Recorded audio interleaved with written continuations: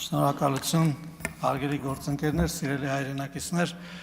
մեր այսօրվա քննարկվող օրինագիծը այն մասին է, որ խաղաղությունը եկել է եւ խաղաղությունը այսօր է եւ դա իր արտացոլումն է գտնում այդ թվում նաեւ մեր պաշտպանական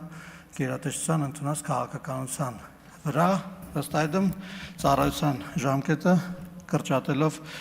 եւ դարձնելով 18 ամիս։ Ըստ էության մենք նաև մի բանի մասին պիտի խոսենք, որ բանակը հնարավորությունների տեղ է, մեր հասարակության շրջանում տարբեր ընկալումներ կան բանակի մասին, ես ուզում եմ դրա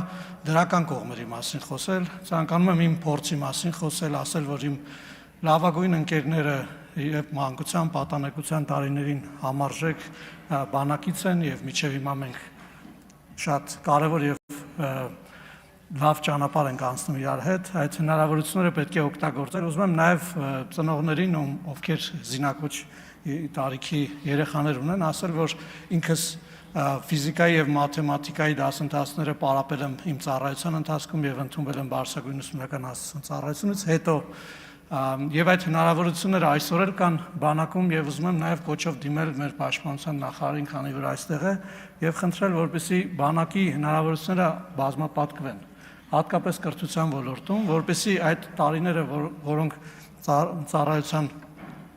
ընթացքում անցնում են, ինչ որ չափով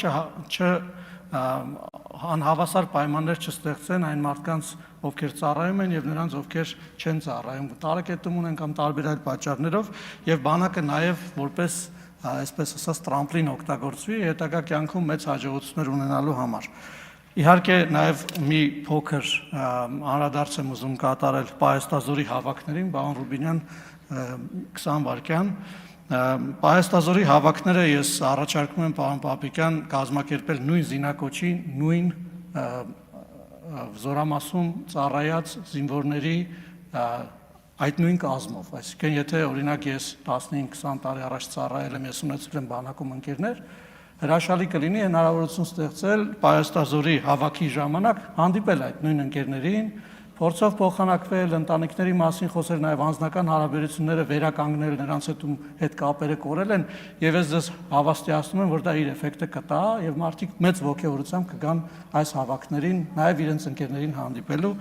Շնորհակալ եմ եւ հաջողություն եմ մաղթում այս մեր օրինագծին եւ բարի ծառայություն։ Սեյրան Օհանյան